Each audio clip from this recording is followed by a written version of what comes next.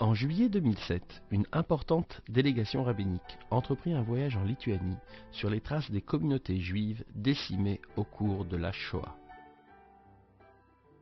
Ce voyage fut réalisé à l'initiative du grand rabbin de Paris, Rav David Messas.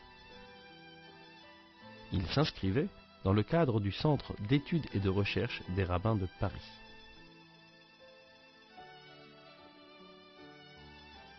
Il fut aussi le fruit d'une intéressante collaboration entre le Consistoire de Paris et l'Agence juive. Le financement de ce voyage a pu être obtenu grâce au soutien de la Fondation pour la mémoire de la Shoah et de la Clems Conférence. Ce voyage rabbinique en Lituanie réunit de nombreux rabbins, dont notamment le grand rabbin Michel Guggenheim, directeur du séminaire israélite de France et membre du tribunal rabbinique de Paris. Une année auparavant, le premier voyage rabbinique de la mémoire avait permis aux rabbins parisiens d'aller à la rencontre des vestiges du judaïsme polonais et de se rendre dans les camps d'extermination de Pologne.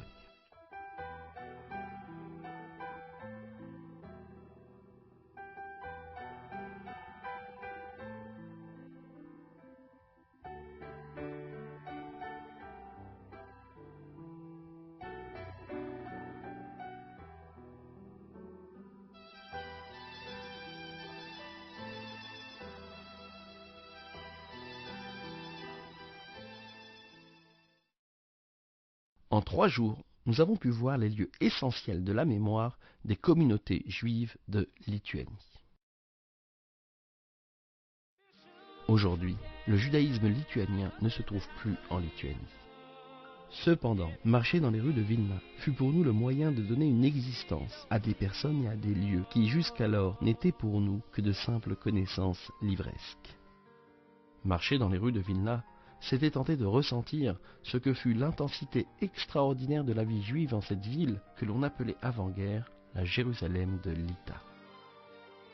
Mais marcher dans les rues de Vilna, c'était aussi le moyen de prendre conscience, une fois de plus, de l'ampleur insoupçonnée des atrocités commises par les nazis et leurs collaborateurs lituaniens. Nos premiers pas nous menèrent dans la synagogue chorale. Elle est aujourd'hui le seul bâtiment religieux de la ville en fonction. Le rite suivi en cette synagogue est celui du Gaon Eliaou de Vilna. Une imposante plaque en granit grise apposée sur le mur d'entrée de la synagogue le rappelle. Ce bâtiment, à l'architecture mauresque magnifique, a été érigé en 1903.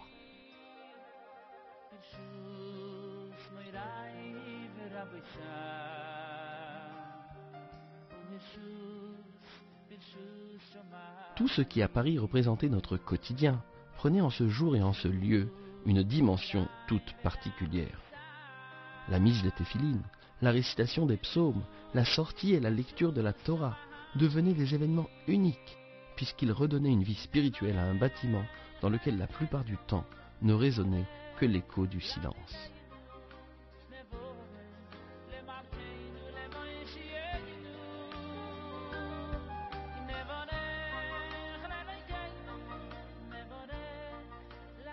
C'est avec beaucoup d'émotion que nous entendîmes la lecture de la Torah par le Rav Guggenheim, le Rav Mergui et le Rav Nakash. Le passage du jour relatait l'action de Pinchas, à l'origine du sauvetage du peuple juif.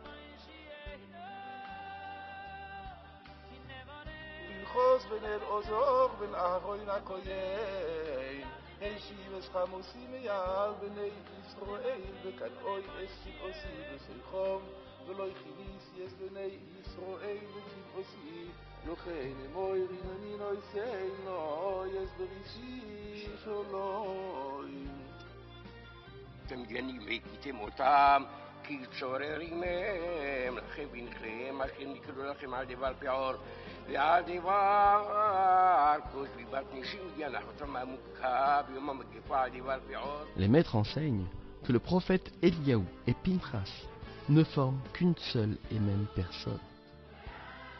Nous ne pûmes alors nous empêcher de faire le lien entre ces deux grands personnages de l'histoire de notre peuple et le Gaon Eliaou de Vilna, qui porte le même prénom qu'eux, qui vécut en cette ville au XVIIIe siècle et qui fut un personnage de première importance du judaïsme rabbinique de tous les temps. Nous débutâmes notre séminaire par la visite du musée juif de Vilna. Il s'agit d'un musée d'État qui fonctionna de 1945 à 1949. Il fut fermé pendant la période soviétique et réouvrit ses portes lors de l'indépendance de la Lituanie en 1993. Tous les autres musées juifs d'Europe de l'Est sont des musées privés. On estime aujourd'hui à 5000 le nombre de juifs résidant en Lituanie. Avant-guerre, leur nombre était de 240 000. D'emblée, ce musée nous plonge dans l'histoire de la Shoah. Il montre que seuls 10% des Juifs de Lituanie ont survécu à la Shoah. La carte des lieux de massacre en masse en Lituanie est pratiquement la même que la carte d'implantation géographique des Juifs en Lituanie avant-guerre. On compte plus de 200 lieux de ce type. Tous ces massacres furent opérés par balles. Rappelons qu'Hitler charge Himmler au mois de mars 1941 de préparer avec Jodl de l'état-major de l'armée allemande la création de groupes dits d'intervention. Leur effectif était de 3000 hommes. 4 groupes sont constitués. L'Einsatzgruppe A, dirigé par Stahlecker. L'Einsatzgruppe B, dirigé par Nebe. L'Einsatzgruppe C, dirigé par Rasch. Enfin, l'Einsatzgruppe D, dirigé par Ollendorf. Ils devaient intervenir dans des zones géographiques distinctes. Ils avaient l'ordre de suivre l'avancée des troupes allemandes lors de l'opération Barbarossa, qui devait voir les armées allemandes attaquer l'Union soviétique, rompant l'accord de non-agression mutuelle conclu avant le début des hostilités. Ils devaient massacrer les communistes, les tziganes, les homosexuels et tous les juifs. Raoul Hilberg relate avec précision les abominations qu'ils perpétrèrent dans son ouvrage de référence sur la Shoah intitulé « La destruction des Juifs d'Europe ». Par ailleurs, Michael Prazan réalise en 2009 un documentaire extrêmement poignant sur les meurtres opérés par les Einsatzgruppen. Ces massacres vinrent très rapidement à bout de la vie juive des shtetl. Les gouvernants d'Europe de l'Est ont, des siècles durant, appelé les populations juives à venir peupler et développer des espaces agricoles inhabités. L'aspect de ces villages, de leurs habitants, les intonations du yiddish et le rythme de la vie quotidienne révélaient leur spécificité juive. Nous nous sommes rendus dans plusieurs de ces petites villes, qui souvent ont été considérées comme des villes juives. Nous nous sommes également rendus dans de nombreux lieux où se produisirent des massacres en masse, sur les lieux où des centaines de milliers de juifs des shtetl furent assassinés.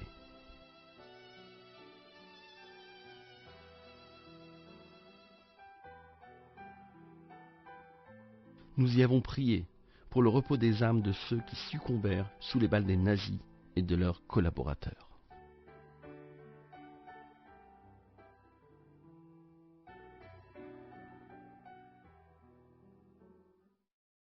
Karl Jageris en lituanien, responsable nazi de l'extermination des Juifs en Lituanie, dresse un rapport détaillé de ces macabres agissements. Il note de façon précise les lieux et les dates des massacres, en précisant le nombre de Juifs tués et leur répartition par sexe et par âge. Ainsi, par exemple, il note que le 23 juillet 1941, 7523 Juifs furent massacrés à Pognevež. Le musée juif de Vilna rappelle aussi que dès leur arrivée à Vilnius, les Allemands créèrent 2 ghettos, un grand et un petit. Le petit ghetto ne fonctionna que quelques mois, le second plus de 2 ans. Le nombre de Juifs qui le peuplaient diminuait sans cesse du fait des actions meurtrières menées contre eux, emportant chaque fois un nombre important de Juifs. Nous avons pu voir sur le mur du musée de nombreux clichés pris au cours de la guerre dans le ghetto.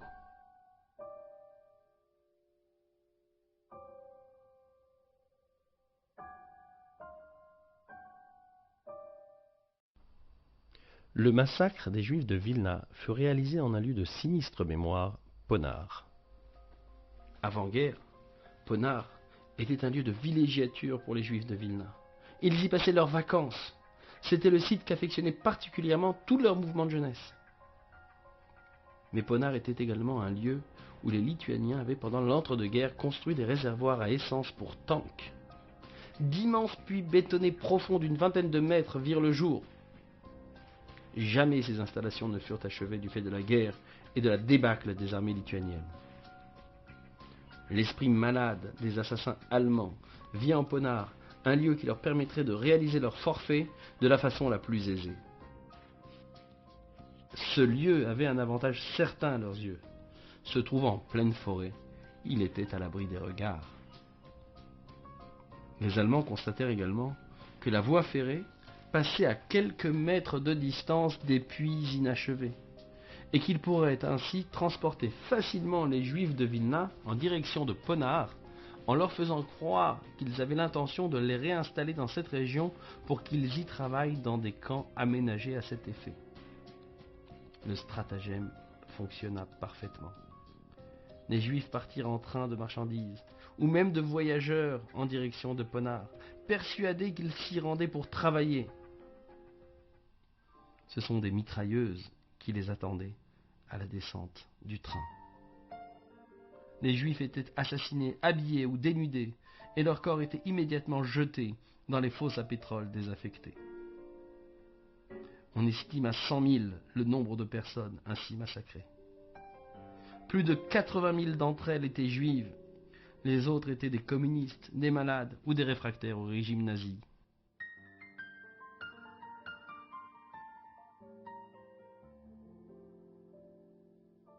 Nous sommes arrêtés devant ces fosses, où furent ensevelis parfois même vivants nos frères juifs.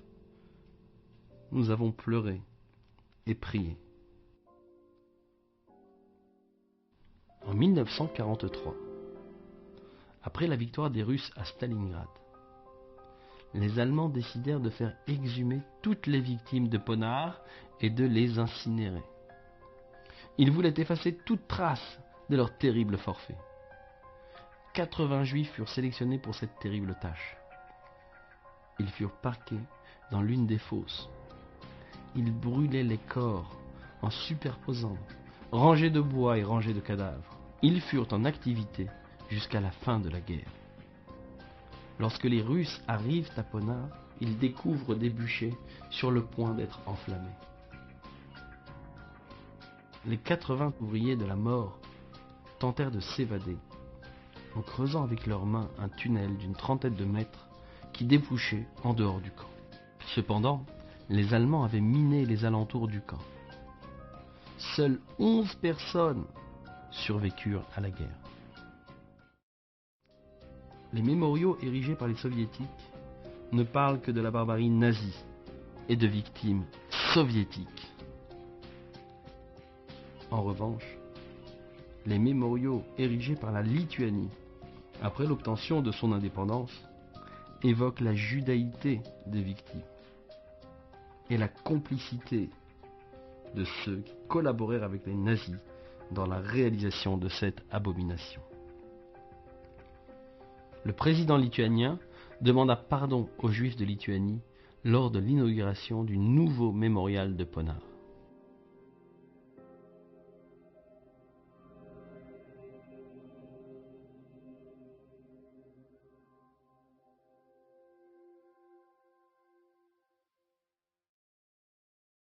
Au cours de la Seconde Guerre mondiale, la résistance juive au nazisme fut importante à Vilnius et Kovno. Isaac Vengeris et Abba Kovner, membres de la Shomer HaTzaïr et du Bétar, furent de célèbres résistants. C'est à Vilnius aussi que fut composé le célèbre chant des partisans « Ne dis jamais que tu vas à ton dernier chemin » qui accompagnait la lutte armée pour la liberté.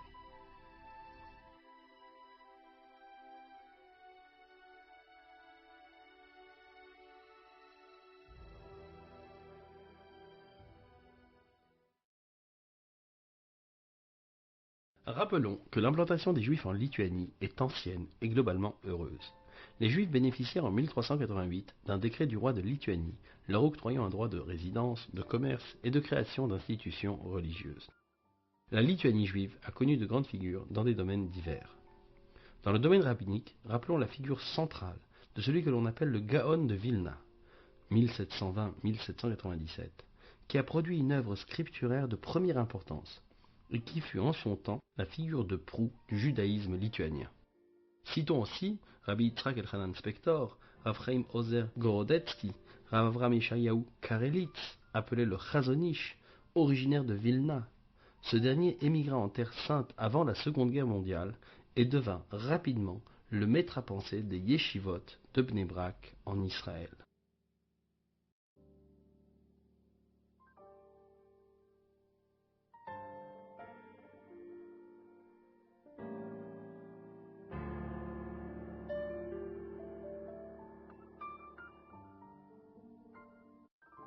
Le mouvement des Lumières juives, la Haskalah, a parmi ses grands maîtres de nombreux intellectuels originaires de Vilna, tels que Isaac Mejeris, Yehuda Leib Gordon, Yosef Shmuel Mapou, Shmuel Yosef Fin, auteur d'une histoire des Juifs de Lituanie, Kiria Nehemana, la cité fidèle. De grandes figures du sionisme politique sont également originaires de Vilna. Zalman Shazar, fondateur du Mizrahi, mais aussi d'autres fondateurs de mouvements radicalement différents, tels que le Bund. Les artistes ne sont pas en reste. De nombreux artistes juifs sont originaires de cette ville. Citons entre autres Soutine, Lifshitz, Zamenhof et Kulbach.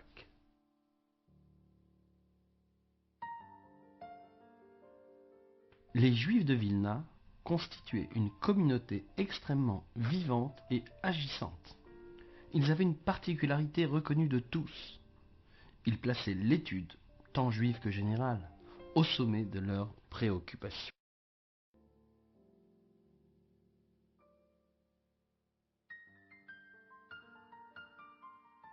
Nous évoquâmes également le souvenir de la grande synagogue de Vilna, qui se trouvait à quelques pas de la demeure du Gaon. Celle-ci fut fondée en 1573.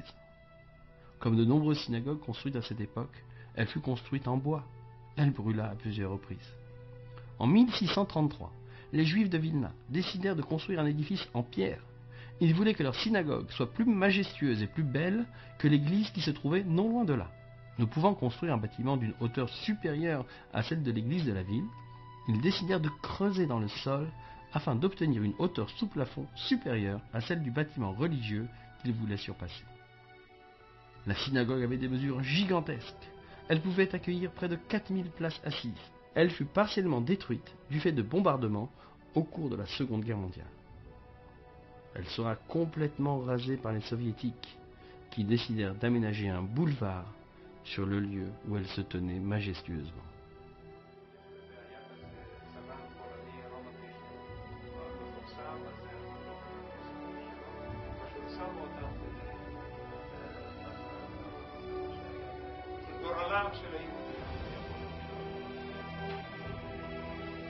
אוקיי, אז אנחנו בעצם סיימנו, זה הפוסטרים, אנחנו נדבר על זה במקום בגטו עצמו. אז אנחנו סיימנו את הסיור, אולי מישהו יכתוב כמה סעיפים הראשונות.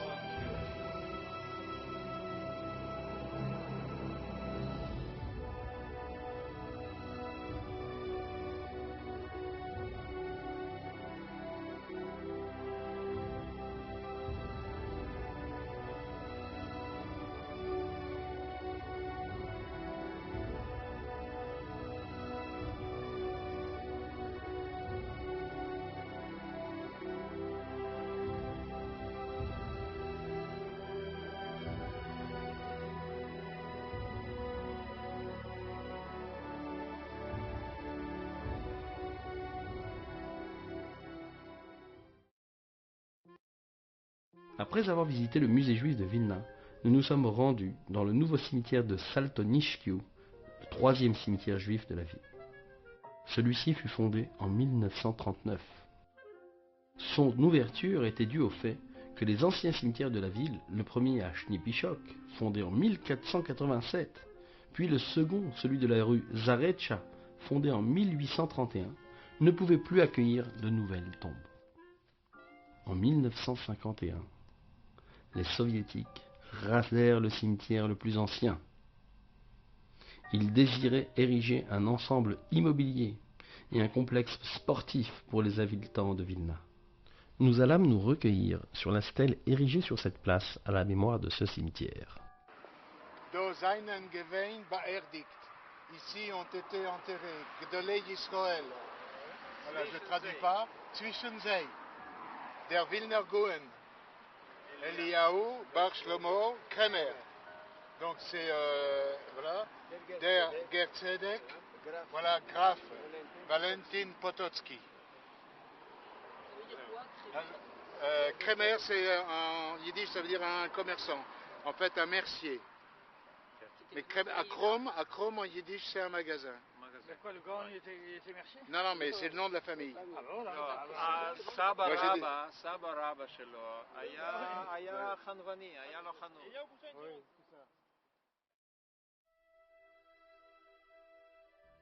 Par ailleurs, les soviétiques ne firent preuve d'aucun respect pour les pierres tombales.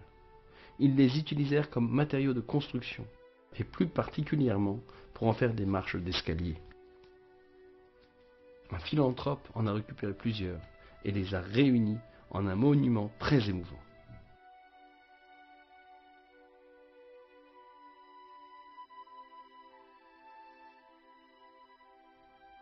Ils autorisèrent la Chevra Kadisha de la ville à transférer le corps de 7 personnes dans le nouveau cimetière. C'est ainsi que la dépouille du Gaon de Vilna fut exhumée et réinhumée dans le cimetière le plus récent. Un mausolée fut construit et des stèles funéraires furent incrustées dans le mur du fond de ce dernier, au-dessus des tombes correspondantes.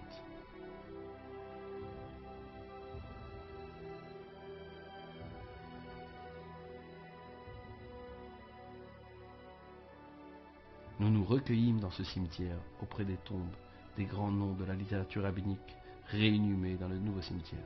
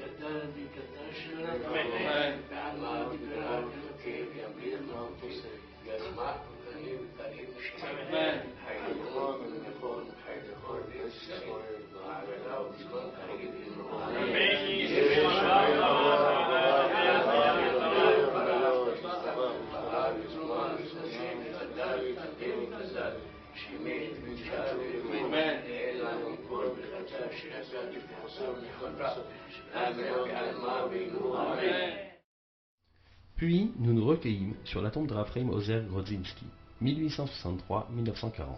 Formé dans la célèbre yeshiva de Volojine, il intègre à 22 ans le comité rabbinique qui avait la charge du rabbinat de Vilna. Il crée l'Agudat Israël, le Vadaï Yeshivot, ainsi qu'un vaste réseau d'écoles juives. Il est l'auteur des responsa Achiezer. Puis, notre attention fut attirée par la tombe de Rav Yitzhak Dobinovitch, Rav de Poniovitch en Lituanie. Le nom de Poniovitch a pour nous une résonance toute particulière. Il s'agit du nom de l'une des plus prestigieuses écoles talmudiques créées en Israël dans l'immédiate après-guerre par des rabbins originaires de Lituanie.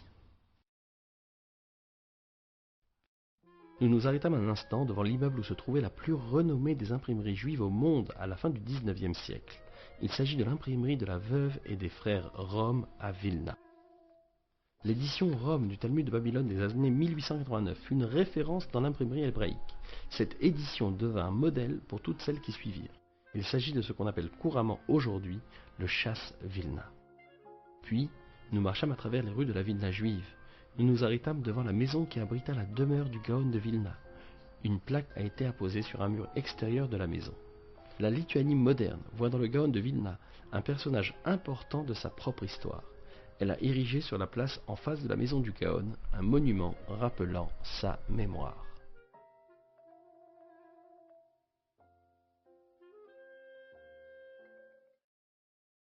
Puis, nous nous rendîmes dans la ville de Kaunas. Elle comptait 46 000 juifs avant-guerre.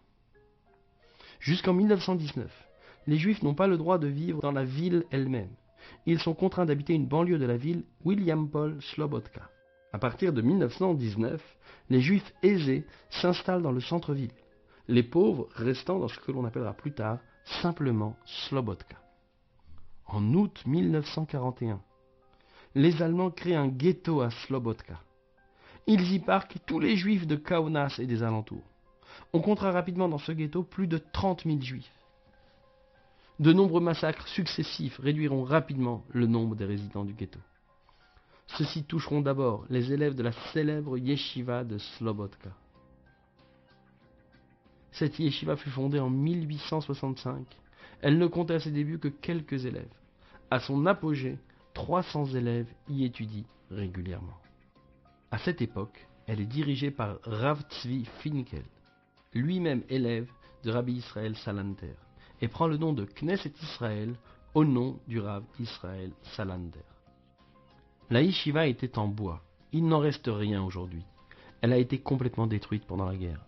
En revanche, la maison du Rosh Yeshiva, du directeur de la yeshiva, est restée intacte. Au cours de l'entre-deux-guerres, un bâtiment moderne est construit. Il existe toujours.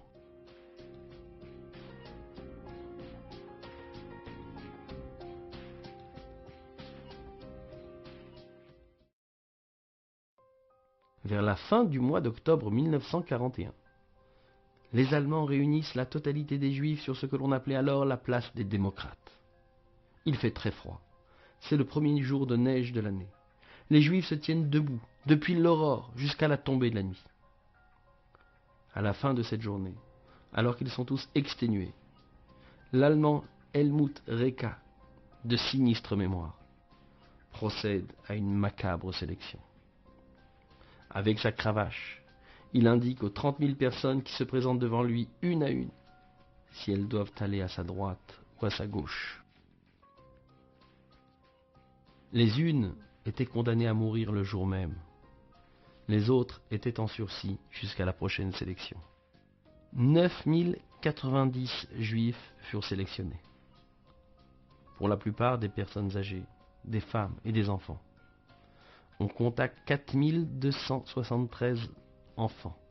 Ils durent se rendre à pied au Fort-Neuf, où ils furent immédiatement abattus. Ce massacre nous permet d'évoquer ce qu'était le Fort-Neuf.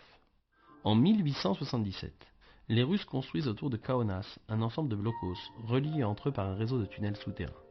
En 1913 est achevée la construction du 9e fort qui finit l'encerclement de la ville de Kaunas. Il sera en service au cours de la Première Guerre mondiale. Il sera ensuite transformé en prison pour prisonniers politiques. Il est occupé par les Allemands au cours de la Seconde Guerre mondiale. Le Fort-Neuf devient alors un lieu de mise à mort. Les gens qui y arrivent y sont immédiatement assassinés. Les cellules du Fort-Neuf sont aujourd'hui le lieu d'une exposition bouleversante. Nous avons pu y voir les clichés pris par Hersch Kadushin, photographe professionnel qui disposait de pellicules et qui prit dans le plus grand secret des photographies de la vie juive dans le ghetto. Il cacha les pellicules dans un puits du ghetto. Il survécut à la guerre et les retrouvera presque miraculeusement après la guerre. Il faut mentionner que le soir du 25 décembre 1943 a lieu une évasion d'envergure. 64 personnes arrivent à quitter le fort en empruntant le réseau de tunnels. Nous évoquâmes également la personnalité du docteur Elkeas, chef du Judenrat, qui malgré son statut fit de son mieux pour protéger les juifs du ghetto. Il faut noter que se tiennent dans le ghetto de nombreuses activités culturelles. Les Hofmeckler créent un groupe klezmer qui connaît un véritable succès populaire. Il faut aussi signaler la personnalité du Rav Ephraim Oshri, qui rédigea de nombreux responsa halachiques pour permettre à ceux qui respectaient la halacha, la loi juive, de trouver les moyens de survivre pendant cette période tourmentée sans transgresser les prescriptions de la Torah. En mai 1944, ce que l'on appelle le convoi 73 arrive au Fort Neuf en provenance de Drancy via la gare de Pantin. Plus de 900 juifs français font ainsi leur entrée au Fort Neuf. Ils sont maintenus en vie pendant quelques jours dans les cellules de ce camp. On aperçoit aujourd'hui encore les inscriptions qu'ils gravèrent sur les murs.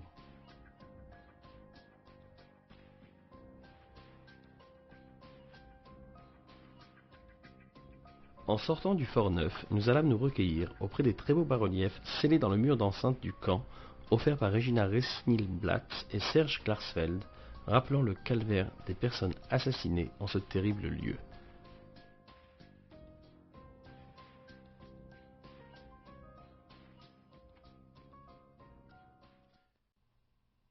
Rappelons que 20 000 juifs de Pologne immigrent en Lituanie pendant la guerre.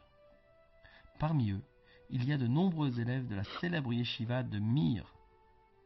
L'un d'entre eux était d'origine hollandaise. Il rencontre à Kaunas un député hollandais qui lui apprend qu'il existe en Afrique du Sud un pays qui accueille les étrangers sans visa. Très vite, cet étudiant prend conscience qu'il ne sera possible de gagner l'Afrique du Sud qu'en passant par la Russie et le Japon. Un diplomate russe lui dit qu'il est prêt à lui fournir un visa s'il a un visa d'entrée au Japon. C'est ainsi qu'il se rend au domicile du consul du Japon en Lituanie, Sempo Sugihara, pour lui demander un visa pour son pays. Il le lui accorde. Quelques instants plus tard, un autre jeune frappe à la porte de ce consul et lui adresse la même requête et obtient la même réponse favorable. Très vite, une importante file d'attente se forme à la porte du consul, qui, conscient du danger que couraient ceux qui s'adressaient à lui, n'hésita pas à faire de son mieux en leur faveur. Les documents permettant de faire les visas viennent à manquer. Le consul s'adresse à son ministère afin d'en recevoir de nouveau. Il reçoit une réponse négative, ainsi que l'interdiction de poursuivre la délivrance de visas, sa révocation par le gouvernement japonais et son ordre de rapatriement immédiat au Japon. Il n'a alors que 20 jours avant son départ. Il décida de faire des visas à la main. Il en fera sans relâche pendant les derniers jours qu'il passe à Vilnius. On dit même qu'il en rédigea sur le quai alors qu'il attendait le train qui devait le mener dans son pays, et qu'il en rédigeait encore dans le train, les lançant ensuite par la fenêtre de ce dernier. Il put ainsi réaliser près de 6000 visas. À son arrivée au Japon, il est considéré comme un traître. Aujourd'hui, le Japon l'a réhabilité. Il a reçu le titre de Juste des Nations par le mémorial de Yad Vashem de Jérusalem. Puis, nous allâmes visiter la synagogue de Kaunas. Elle fut construite en 1872. Elle doit sa survie au fait que les Allemands s'en servirent comme dépôt de chaussures et de bottes pendant le conflit mondial.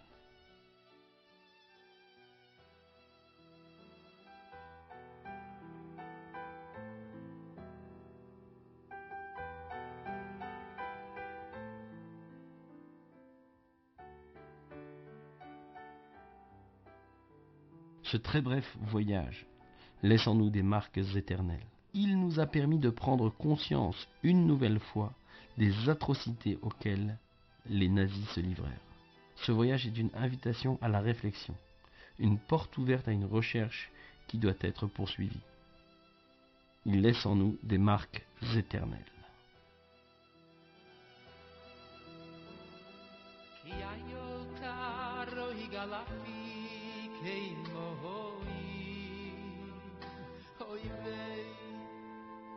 Ki nafshi tsaro yigelecho Eloikim Oy oy oy oy oy Shomo nafshi Leiloikim Ay lekeve yilchoy Mosayovoy Veyeirovoy Nevei Eloikim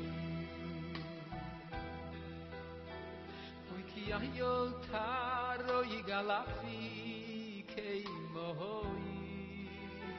moi vei kei nafsi saro yigeilecho Eloiki oy oy oy oy oy tzomo nafsi Eloiki mai lekevei uchoy mosayovoy Yeiravoe Nevei Eloikim Oy oy oy